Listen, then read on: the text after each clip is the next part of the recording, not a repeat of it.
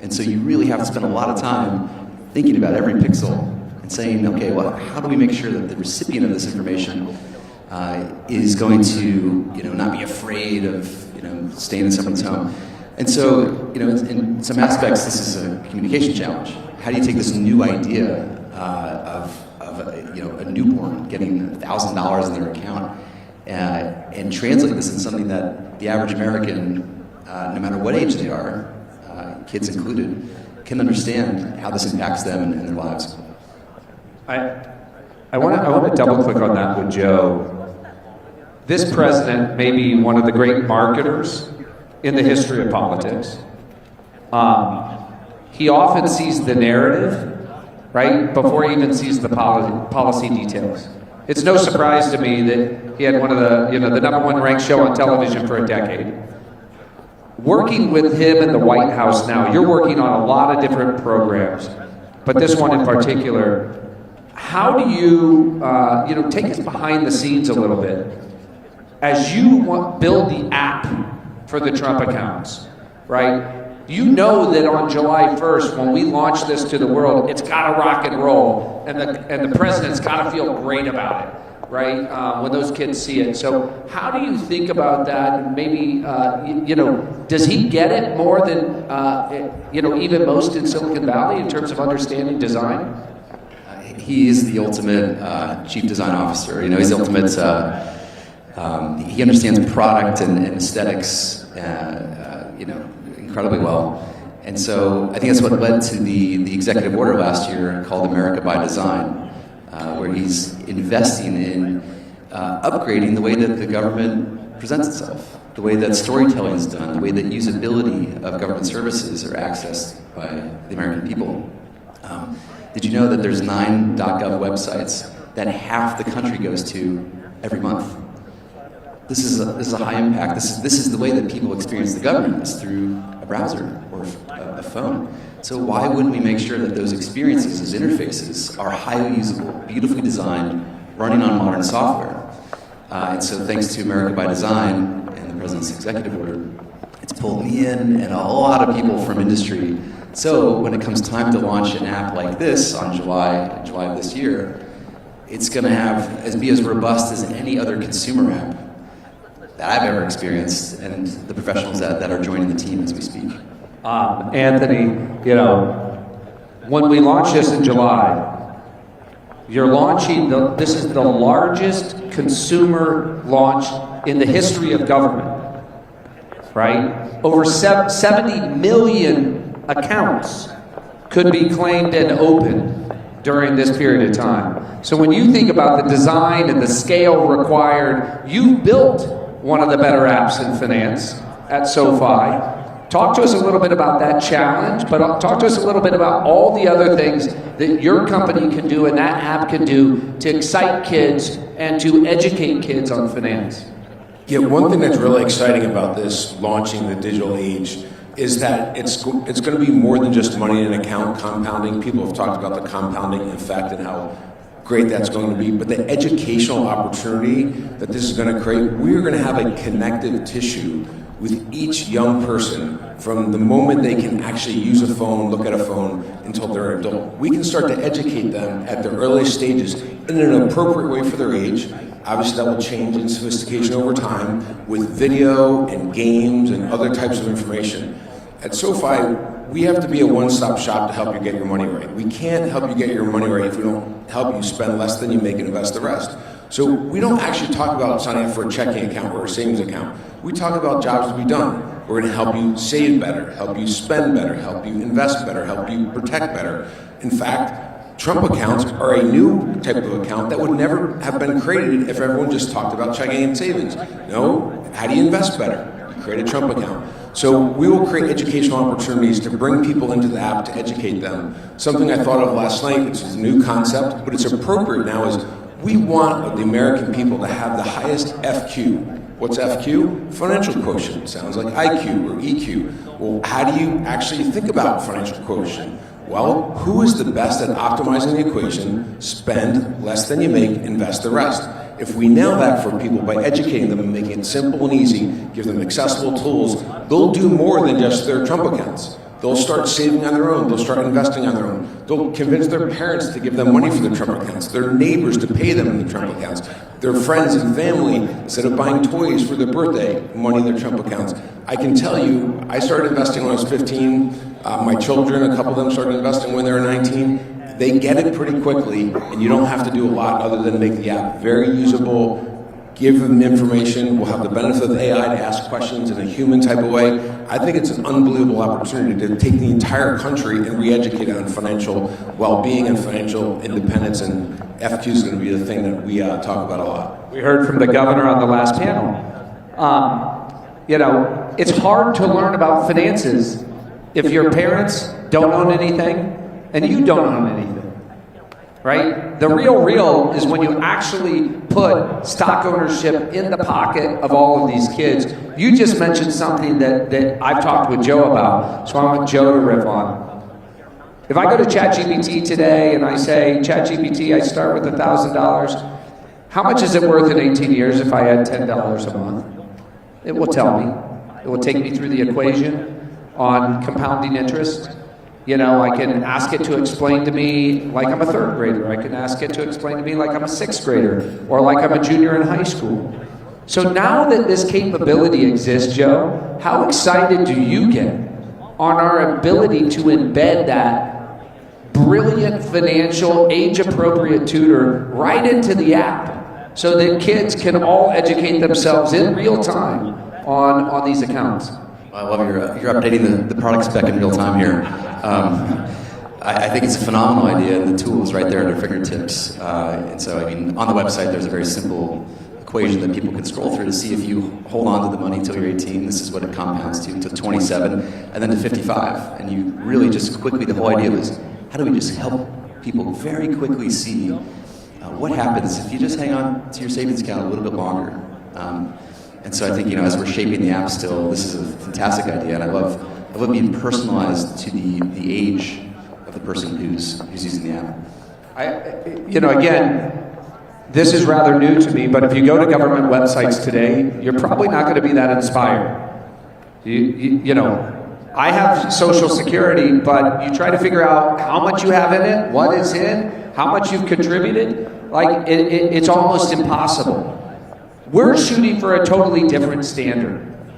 Our standard is one that the president has set us against, which is how do you thrill and inspire America's kids, right? And so I don't know if folks understand how fortunate we are to have a guy like Joe Gebbia, who I can text with, who's building this on behalf of our government. That hasn't existed before.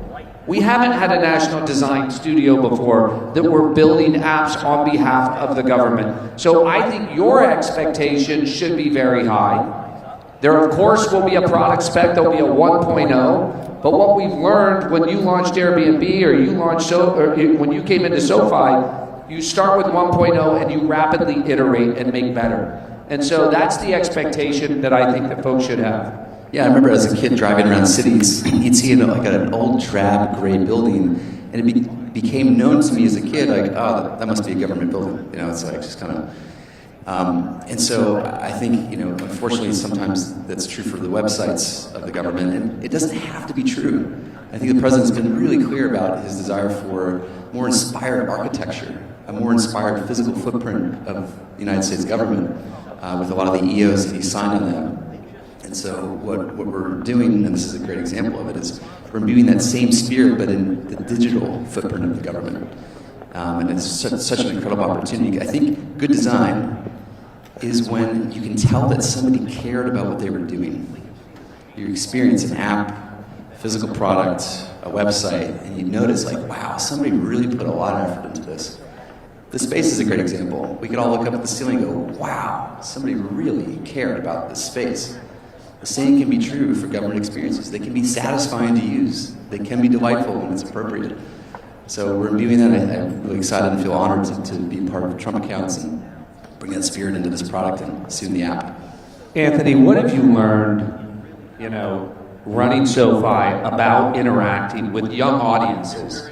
What are the things that we need to be thinking about collectively that Joe and I need to be thinking about independently in order to achieve maximum success?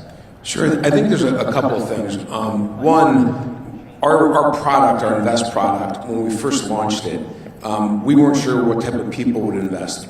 We have checking and savings. We have other products they're used to, so Invest comes along.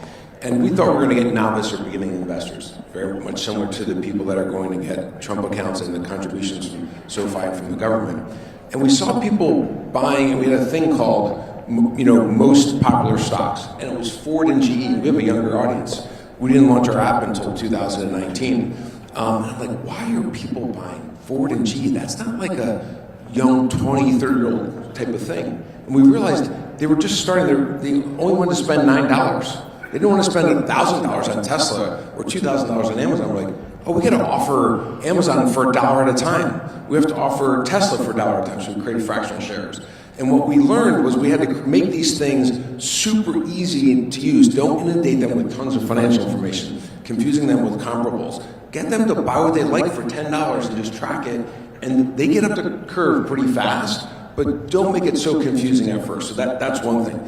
The second thing is, at the end of the day, we're trying to make people invest, but we also want them to achieve the American dream. And so I do think there are other public and private partnerships that are really, really critical to that equation. And I can see it happening without someone laying out the story for me. So think about spend less than you make, invest the rest. Well, this is invest the rest. Well, let's talk about the spend piece.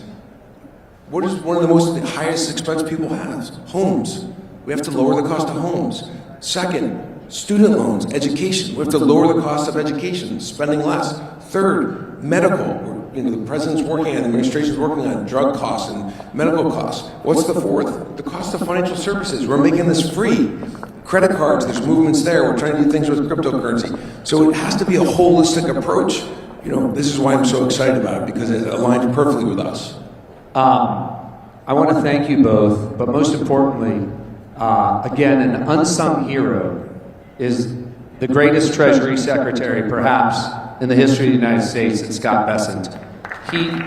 Scott, from the first moment I talked to him about this, understood this at a visceral level, has directed the most innovative team and task force against this, and our commitment and pledge, and I believe what you will see, is they're attacking this with the enthusiasm of a Silicon Valley startup. And so thank you both for all you're bringing to the table. We're going to make this one great. Thank you, Barry.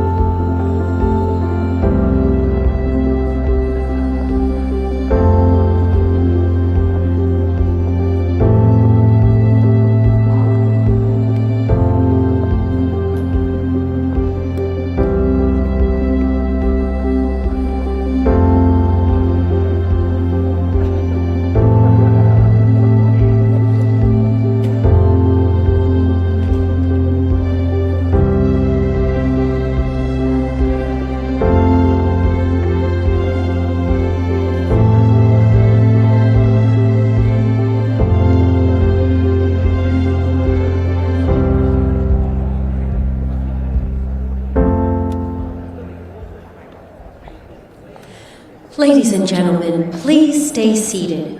Coming up next is Paying It Forward with Nicki Minaj.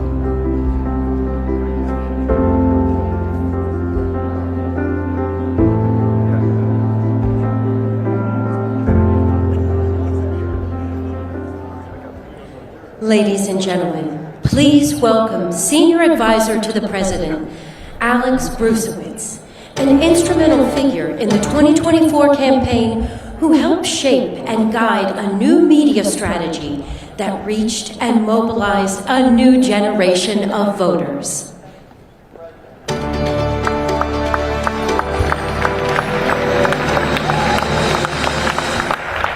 joining him is the most successful female rap artist of all time, the global icon known as the Queen of Hip Hop, Nicki Minaj. A record-breaking artist and cultural force whose influence resonates strongly with younger generations, she joins Alex Brucewitz for a fireside chat. That was a good song. Should we turn that up? Do we have any barbs in the crowd? Hey, Barbs! Truthfully, if everybody was being honest, everybody's a barb. Amen. I believe that. And well, they're beautiful. That's all. That's the only qualification of being a barb, and they fit the criteria. It's true. It's true. Good-looking audience.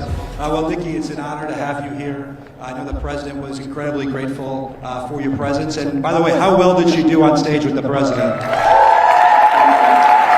Thank you. I was very scared. You look pretty good behind the seal, by the way. Thank you. I must admit, your competition, which really isn't competition, didn't really look good behind the seal when they were with Kamala Harris. Oh. Just saying. So, Nicki, look, everyone knows that you are the undisputed queen of rap, but what many people in this room might not know about you is who was Nicki before the fame? How did you grow up? Where did you grow up? What was the financial situation of your upbringing? Well, I grew up in Southside Jamaica, Queens, New York City, and thank you. And you know, humble beginnings, and I would say that actually I came from a different country at about 5 years old, and always wanted the American dream. I thought that when I came to the United States, I was gonna be like moving into like a castle, and I was gonna be wearing big like poofy dresses and going out to like ballrooms. I don't know why I had that idea, but anyway, so my parents both worked really hard, and I guess you could say they were very motivating people, believed in me, but we really didn't have much. There were times that in between jobs, I definitely remember my mother having to be dependent on the government for help. But it would always be a couple months here and there, like if she lost her job. She never felt comfortable staying on government assistance. So it would be a couple months here and there, but it always made me think, I don't ever want to have that burden when I get older. Even as a kid, I felt like, this isn't how things are supposed to be, but I don't know how I knew that. And I remember one day asking her, how much did you make? And the look on her face when she told me the amount, like when she showed me her check, I could literally remember how it looked to this day. And even as a kid, I could tell she was disappointed in her check. So it always instilled something in me to be a go-getter and to like make my family proud by way of achieving my goals. So I would set really outlandish goals, kind of, and just hope for the best. And that worked out pretty well for you. I'd say so. I think it's safe to say that your family is more than proud of you. Yes. And we're also very grateful that your family shared you with the rest of us, because you have so many millions of fans all across the globe. So thank you for sharing that. And we're here today, obviously, to talk about this TrumpAccounts program. And I read in the New York Post this morning, which is real news for the most part. There's some fake news out there, right? And they might be in the room. But New York Post is real news, and they wrote today that you are partnering kind of with the TrumpAccounts program to get hundreds of thousands of dollars to some of your supporters who end up having children. Why is this program something that you want to partner with and get involved? Well, when you guys first did a live about it, it caught my attention right away. It seemed like something I had never heard of anyone doing before. And I could just tell that this is something that I wish I would have had access to as a kid and as a teenager growing up, because people don't talk about how when you graduate high school, if you don't have if you're not going to college right away, how scary it could feel. If you're not having your college paid for, how scary that could feel. So, and tuition is a lot of money, and cost of living is a lot of money, and loans and all that stuff. And a lot of people forget that that's very difficult for young people, and especially young people who are ambitious. They want to hurry up and leave home. They want to go and, be in the real world. And then they get to the real world and realize, oh, it's not that easy. This is, we're going to have to pay some bills around here. And that's what happened with me. Like, I got out of high school and I thought everything was just going to be smooth sailing. But I realized quickly, no, I have to work. I have to figure things out on my own if I wanted to live a certain way. And that's what I did. But if I had access to something like this, my whole life would have been different. So now I'm thinking about, well, those kids that are bright and just don't have, they're not born with a bank account, they're not born with wealthy relatives or parents, but they have so much to offer this world. And now they get to have some sort of hope. And I'm big on hope for children and for young people. They get to have hope knowing that they can be in the same playing field by the time they're 18 or in their young 20s. They can have something going for themselves at that age, which is going to contribute immensely, in my opinion, to their mental state as well. Because when you have to worry about paying bills, it doesn't only affect your bills, it affects your mentality, your mind frame. And we need our young people to have less stress. They're very stressed out, you guys. So that's what I love. Well, I think that was spot on, and we are so grateful for your partnership, and I hope we can see many of your Barbs make beautiful babies. Yes, Barbs, go out there and make some babies, Barbs. We need some baby Barbs out there. Look, a lot of politicians talk about helping Americans, but a lot of the policies have failed. We were talking backstage about, why hasn't another president thought of this, right?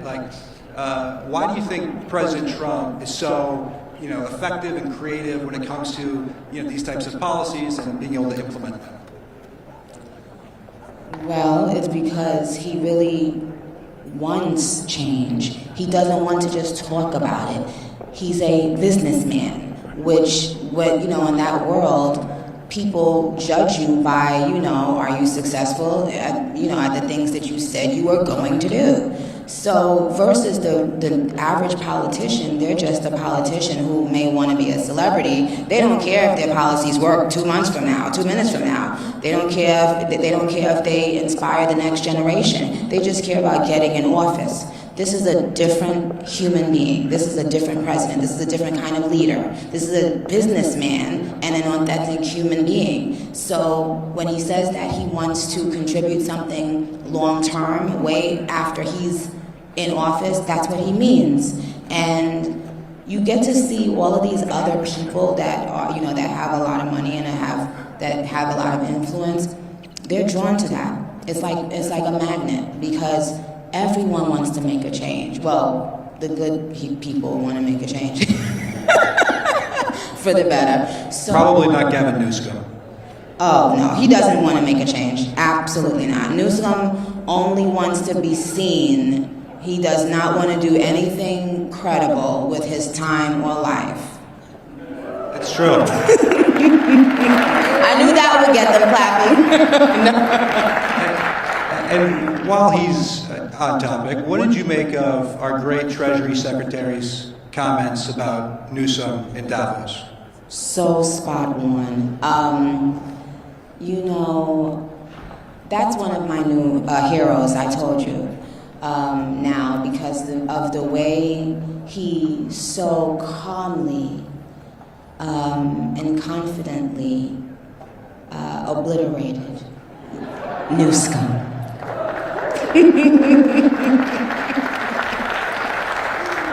he's very effective, especially when it comes to destroying the left when it comes to arguments. And so let's get off of Newsom because he's kind of a boring topic, right? Very. So, last question here is, all the president's great achievements, from tax cuts to securing our border to bringing factories back home. I personally believe that Trump accounts will have the longest term effect, because 20 years from now, 18 years from now, kids are going to be able to inherit this money, get this money, and they're going to have $50, $100, $200,000, $300,000 in their bank accounts. And I read today that if they're 28 years old and the money continues to grow, it could be up to $1.1 million by the time they turn 28 years old. And so, do you agree that this is going to have lasting impact? Absolutely. Absolutely. It changes a huge part of the country. It changes the trajectory of so many lives.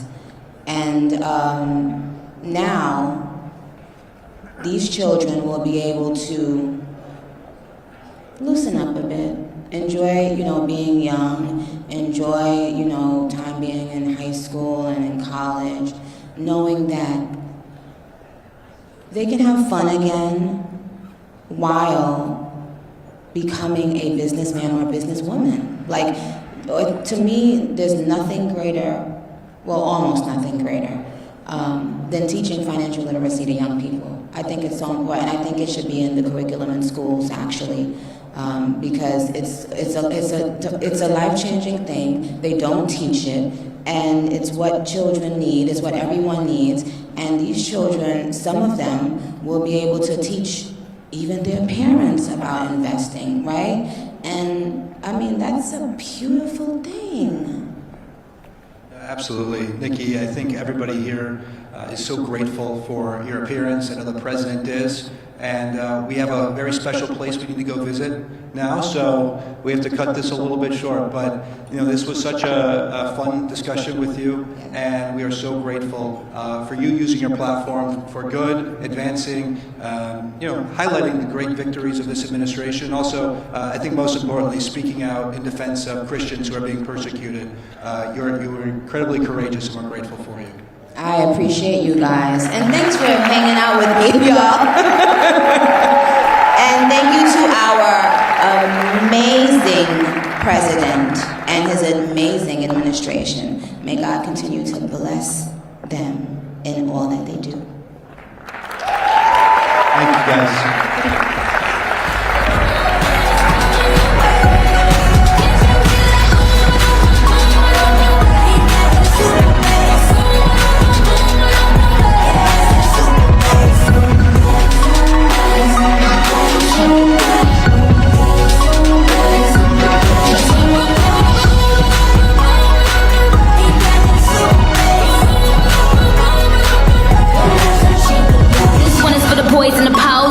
Entrepreneur niggas in the go. Seek about with the crew, he can slow loud. But I think I like him better when he's out loud. And I think I like him better with the fitted cap on. He ain't even got a...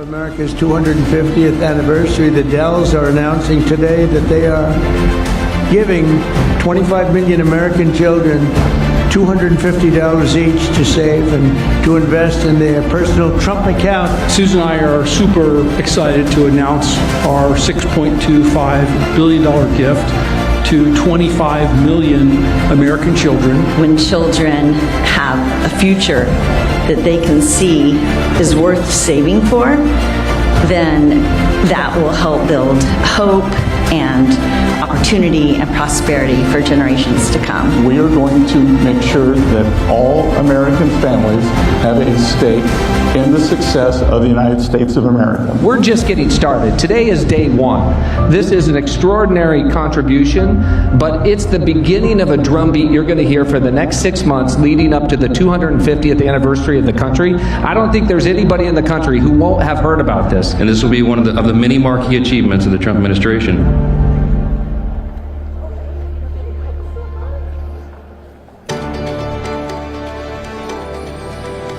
Please welcome U.S. Congressman and Speaker of the House, Mike Johnson, a key leader in advancing the big, beautiful bill and championing the TrumpAccounts initiative to expand opportunity and long-term financial security for America's children and families. Thank you so much. Have a seat. So great to be with you all. I was delighted to come out, but I did not want to follow Nicki Minaj, okay? I told her backstage I almost wore that coat today, and I'm so glad that I didn't. Really, it is such a great privilege to join you all today. It's great to be with an extraordinary group of visionaries, people who care so much about this country and about its future. And it's a really broad and diverse coalition, and that's what's so exciting about this. So many people have come together because we all care about the same things. We care about our children, we care about working families, and we care about the future of this extraordinary country. It is no small thing to get such a large group excited about tax policy, Mr. Secretary, so we don't take that for granted. It doesn't happen very often. When President Trump returned to office, we were all very excited. We were excited to get going. We wanted to chart America's renewal. And we didn't waste a moment in that, as you know. The Republican-led Congress got right to work. We worked to steer this country of ours back toward common sense and to undo all of the damage that was really wrought by the 4 years of Bidenomics. We had a lot to fix. As you know, we inherited a real mess. The unmitigated crisis at our border was the #1 issue in the 2024 election because we had to correct that. But it was also the economy. And decades-high inflation was fueled by failures of Bidenomics. And it was a serious problem for all American families.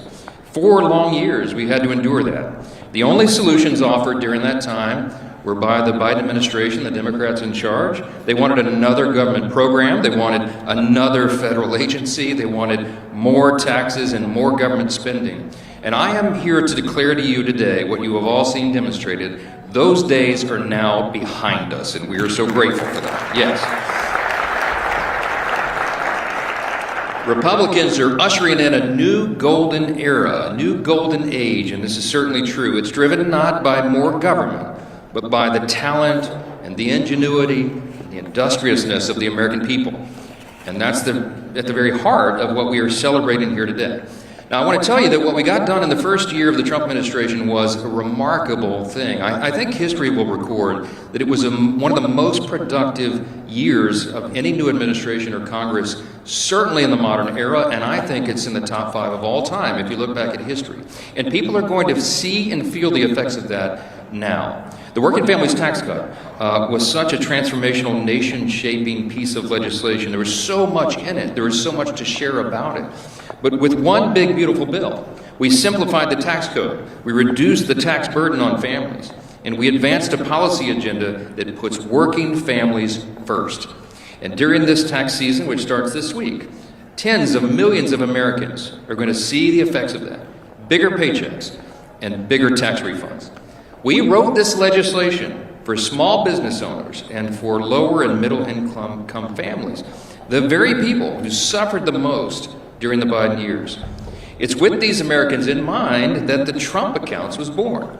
You've heard so much about it today, and I don't want to reiterate all the facts, but there are some exciting things here. At the very heart of this policy is the goal of putting young Americans back in the driver's seat of their own destinies and opportunities at an early age. Good government policy empowers the individual, and it nurtures and encourages the best of human ingenuity and human progress. That's exactly what the Trump accounts aim to do. With this historic new savings tool, more Americans will be saving, investing, and building a solid financial footing. And as you've been told, Trump accounts will come online on July 5th, I think poetically, just a day after we celebrate our 250th birthday. The 250th birthday of the greatest nation in the history of the world. And I like to remind groups all the time, everywhere I am, don't take that for granted. We live in the greatest nation in history. It's the most free, most successful, most powerful, most benevolent nation that has ever been. And America's 250, our anniversary that we celebrate this year, is a chance for all Americans to celebrate and recommit to the founding principles that made all that possible, the principles upon which our nation was built. Among those principles is the belief in the free market, the belief in individual responsibility and financial stewardship, the belief that everybody gets a shot, and the simple but powerful idea that if you work hard and play by the rules, you can improve the standing of your family in one generation. Our goal with Trump accounts was to put those foundational ideas back in focus, particularly for the millions of middle and working class Americans who have felt those ideas. They felt for the last several years that the American dream itself was slipping further and further beneath their grasp.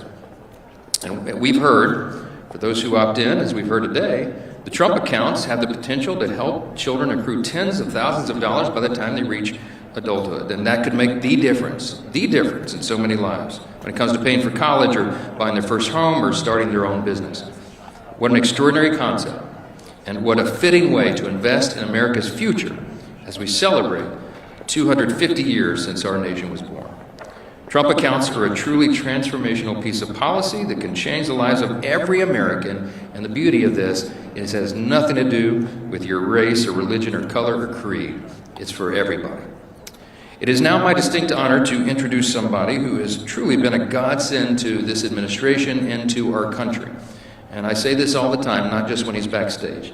But President Trump will no doubt have a long list of legacy items that history will record, but I think one of his best decisions so far, and I know you agree, was selecting this next gentleman to serve in this crucially important position.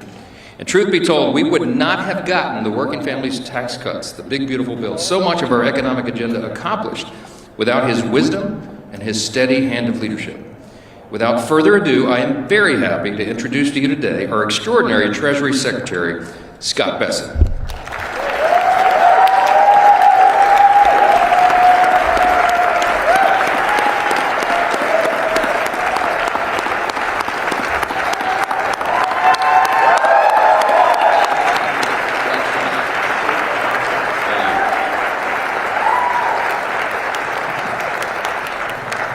Good, and I just have to say today that in November of 2024, when President Trump asked me to be Treasury Secretary, one thing I was sure that was not on my dance card was doing a TikTok video with Nicki Minaj. Last night, this morning, I told my daughter as I was leaving, I said, you know, I was with the president on Air Force One last night. She said, yeah, that's great. And I said, I'm going to be hanging out with Nicki Minaj today. They got her attention. So, good. But Speaker Johnson, thank you for the kind introduction. And it's an honor, it was an honor to work with you. It's an honor to be here with all of you today. Donald Trump will be remembered for many things. The president who enacted the largest tax cut in history for American citizens, the president who rebalanced global trade to the benefit of working families, the president who, through simple common sense, saved our country by securing the border. In short, the president who made America great again.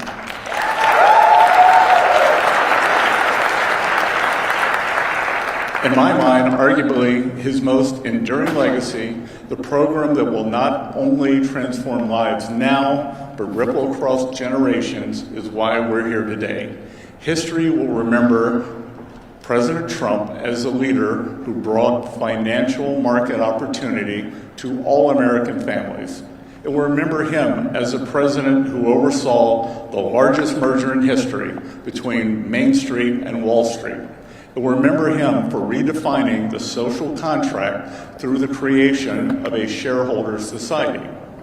And how did he achieve all this? Through Trump accounts. Trump accounts are amongst the most significant policy innovations of modern times. They mark a singular moment in economic history by expanding the benefits of private ownership and compound growth to all Americans. Today, I will explain where Trump accounts came from, how they work, and why they will render socialist notions moot by making every American citizen a shareholder. First, the origin story.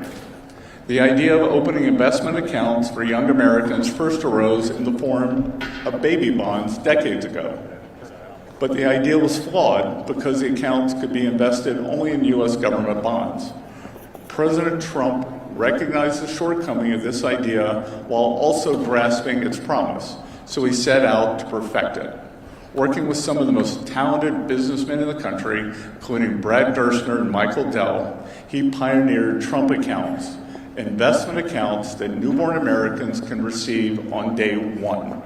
Trump accounts allow for private ownership, multiple funding pathways, and direct investment across a broad swath of the American economy.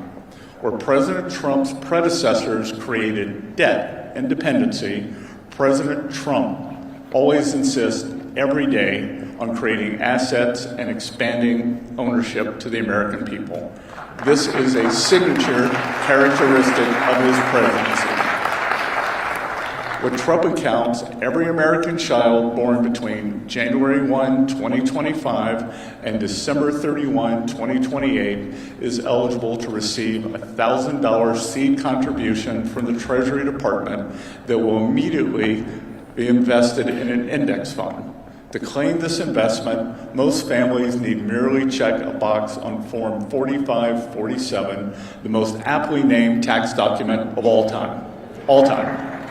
We are just 3 days into the 2026 tax filing season, and already approximately 600,000 American families have elected to open a Trump account for their children.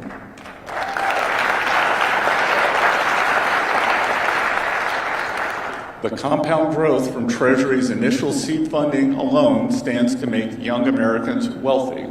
Assuming historical growth rates continue, a single $1,000 deposit into a Trump account at birth should grow to an estimated amount of at least $500,000 by the age of retirement. The $1,000 seed from Treasury is exclusive to newborns, but keep in mind that any American below the age of 18 is also eligible to receive a tax-advantaged Trump account to begin saving for the future. Philanthropists, family, friends, employers, and states can backfill Trump accounts for these children to help them build a strong financial foundation before graduating from high school. Our objective is to provide every American child with a Trump account, and the men and women in this audience will help make that possible. In addition to the $1,000 seed from Treasury, there are 3 other channels for funding Trump accounts. First, through the donations of parents, friends, and employers. Second, through the generous donations of wealthy Americans and philanthropic organizations. And third, through donations from state governments. President Trump wanted to make it especially easy for family, friends, and employers to give to Trump accounts, and he has succeeded in that goal. Donations to a Trump account will soon be the best gift a child could ever receive. Starting July 4th, our nation's 250th anniversary, family, friends, and employers will be able to contribute up to $5,000 to each Trump account each year.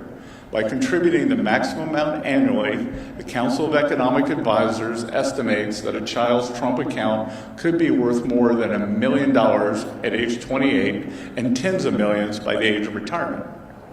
Donations from employers are essential to bringing the president's vision to life.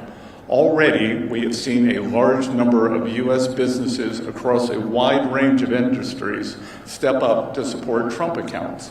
Companies like Charles Schwab, Uber, Charter Communications, Bank of New York Mellon, State Street, MasterCard, Visa, Block, Robinhood, SoFi, Chime, Russell Investments, and Dell Technologies have all announced they will match employee contributions to Trump accounts in a variety of forms that work best for the employees. And just today, Steak and Shake, Broadcom, Intel, IBM, JP Morgan, Chipotle, Coinbase, and Comcast all announced that they will offer matching contributions as well. The president foresees a day where matching contributions to Trump accounts will be as integral to an employee benefits package as a matching 401k. Through Trump accounts, our president is putting the American dream within the reach of every citizen, no matter the circumstances at birth. When young Americans turn 18, they can use their Trump accounts to keep saving for their retirement, or they can use them to help purchase a new home or further their education, two hallmarks of the American dream. The next means of funding is through generous donations from wealthy Americans and charitable organizations. Consider how Trump accounts are revolutionizing not only investing, but philanthropy as well. We in the United States are the most generous country in the history of the world. In 2024 alone, our citizens gave $500 billion to charity.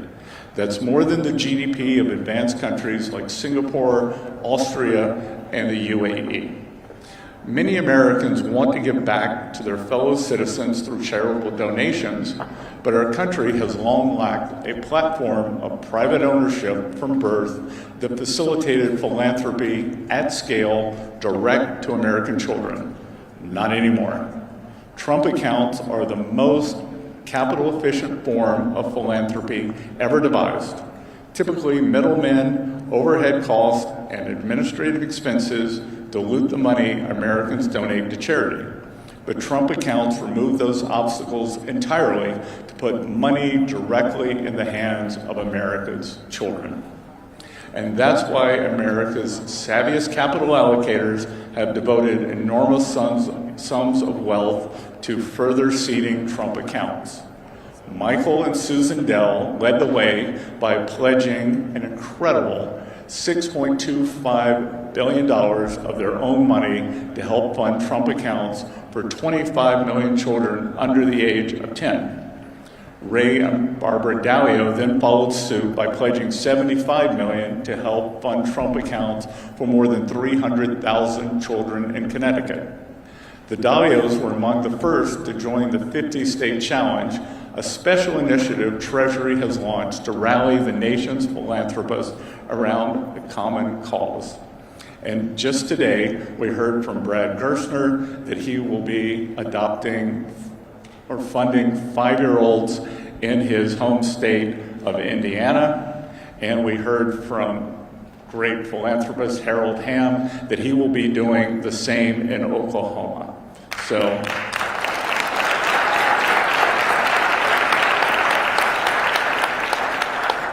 for all of you in the audience, keep your cell phones on because we intend to have all 50 states crisscrossed by July 4th. As the president said today, the 50-state challenge is a crucial element of this revolutionary program. We expect to see more philanthropists adopting states in the months to come as we get to the launch on July 4th. The final way of funding Trump accounts is through state governments. This administration has been closely working with a number of governors to determine the best way states can work with the federal government to expand access to Trump accounts to as many children as possible. States are the laboratories of our democracy, and their experiments with Trump accounts will surface the best methods for funding over time. At their core, Trump accounts represent the triumph of capitalism over socialism. Socialism left in its wake a trail of economic ruin, all in the pursuit of the belief that abolishing private ownership would lead to greater equality and human flourishing. In fact, the opposite has been proven true. The last century of economic history showed us that the answer was never to abolish private ownership, it was to democratize it, to protect, strengthen, and expand it to as many people as possible so that everyone can benefit from the prosperity that only capitalism can provide. Trump accounts do exactly that. They collapse the distinction between earners and owners by making everyone an owner, all while keeping ownership private. In the decades-long contest between capitalism and socialism, this is the Trump card. Through Trump accounts,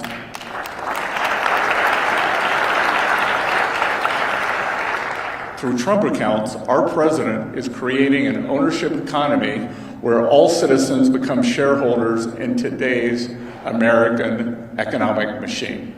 Today, 32% of American adults do not own stocks. But with Trump accounts over time, we can get that number to 0. I've talked in the past about the importance of parallel prosperity, an era of economic expansion where Wall Street and Main Street grow together. But the beauty of Trump accounts is that prosperity no longer runs parallel, it fuses together. Under Trump account, Wall Street's success becomes Main Street's success, and vice versa. This is the greatest merger in world history, the merger of Wall Street and Main Street, and it will forever change the relationship Americans have with their own economy. Trump accounts represent a fundamental redefinition of the social contract. They offer a radically new platform that returns us to a social contract anchored in individual ownership where everyone starts on a life journey of investing. Trump accounts also create a real-time laboratory of financial literacy for all Americans. An alarming statistic, approximately 2/3 of Generation Z Americans fail to answer more than half the basic financial literacy questions on the nation's Personal Finance Index. We need to better educate the generations of Americans being born now. Trump accounts will give us an opportunity to correct course by instilling financial literacy in America's youth in a way no book, test, or school curriculum could. And I foresee a time around the kitchen table where parents and children sit down and review these accounts together, a lifetime of learning. Trump accounts will achieve this goal by providing students with a hands-on education in the power of compound growth. Students with Trump accounts will be able to watch their investment accounts compound in real time from a value of a couple of $1,000s in kindergarten to potentially hundreds of thousands of dollars. Importantly, students will not be able to access their accounts during this time. Keeping accounts locked until age 18 will require Americans to learn the art of long-term savings and compound growth. States, philanthropists, and charitable organizations can also tie funding of individual Trump accounts to students passing financial literacy courses. This flexibility creates space for states, philanthropies, and educators to innovate and identify what works best in building financial skills. 3 pillars of America's social contract are embedded in the Declaration of Independence. We all know life, liberty, and the pursuit of happiness. Few know that Jefferson borrowed this phrase from John Locke, who famously underscored the centrality of life, liberty, and property. Property and the pursuit of happiness, in other words, are deeply intertwined, and for our founding fathers, they were one and the same. Property, or put another way, ownership is essential to dignity and human flourishing. This was the idea of our nation when it was founded in 1776, and it is the idea of our nation being refounded in 2026. In that sense, Trump accounts are the defining policy of America's 250th anniversary. By expanding equity ownership to all citizens, President Trump is restoring the promise of our founding fathers, revitalizing the social contract, and helping secure American prosperity for the next 250 years. All families can participate and own part of the American dream. And with your help, we will succeed. Whether you are a philanthropist, a family member, or an employer, all of you here will play a critical role in this effort. So join us in growing economic opportunity, future-proofing capitalism, and carrying the promise of the founding fathers forward to the next century. Join us by investing in Trump accounts. Thank you all for being here today.